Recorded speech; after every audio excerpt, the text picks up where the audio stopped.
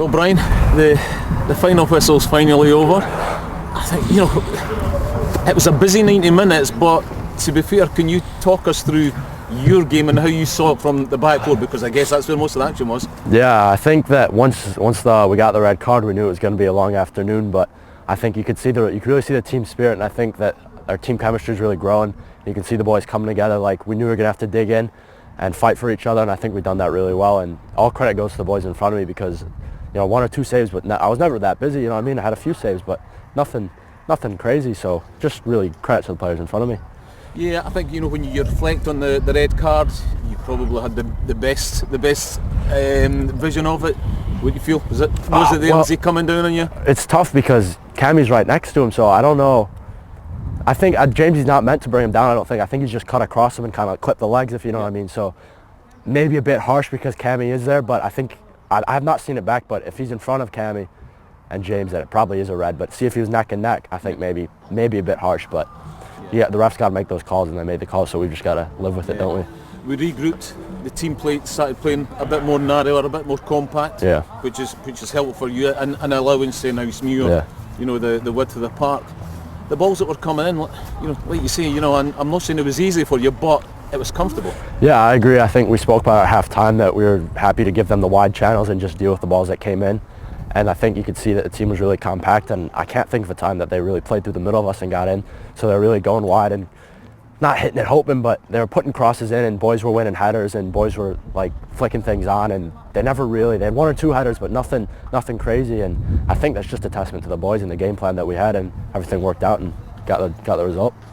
The one big time you were called into action was the first half and the double save. I think for me, I suppose if you were a keeper being critical, you should get the first save anyway. But the second save was different class. Yeah, I think I would have liked to maybe catch the first one, but being hypercritical there. But I've lucked out a bit because if he heads it 2 yards higher, 3 yards higher, a couple yards to the side, maybe don't make the save. So just happy that I was able to get up and save the second one. Yeah, and from there, as you say, the four in front of you, they just kept Stenhousemuir on the edge of 18. Mm-hmm. Then it was just driven shots that you were happily seeing over the bar, wide of your posts. Absolutely, you could see them get the ball and they might be 6 or 7 yards outside the 18, and I think we fancy ourselves like, go ahead, have a shot, and you could see they didn't really test me from there, so it worked well, game plan worked. Yeah, and I guess looking at some of the times when the ball had been hit wide or whatever, there must have been a few soft balls behind your goals that you didn't really want to bring into play. Yeah, they were giving me the old miter balls, the orange ones, and it had some junior team written on them, and I've never heard of them. I'm like, I'm not using these balls. I'm using the blue miters, not the orange ones. And I was trying to get across to the line. I was saying, look, these balls, they're flat.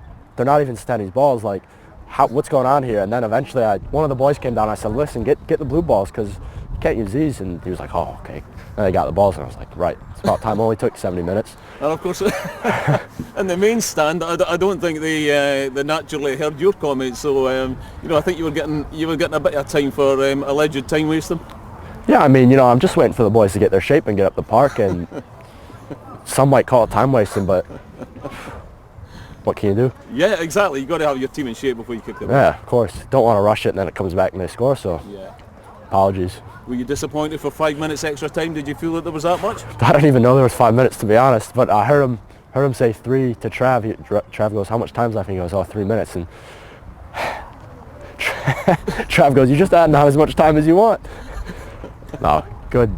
Don't mind it. Listen, Brian, again, another fantastic performance for you. We take the point, we move on. Absolutely. And it's Kelty next. Absolutely. Sorry, Stranraer. Yep. Thanks very much. Perfect. Cheers. Thank you, guys.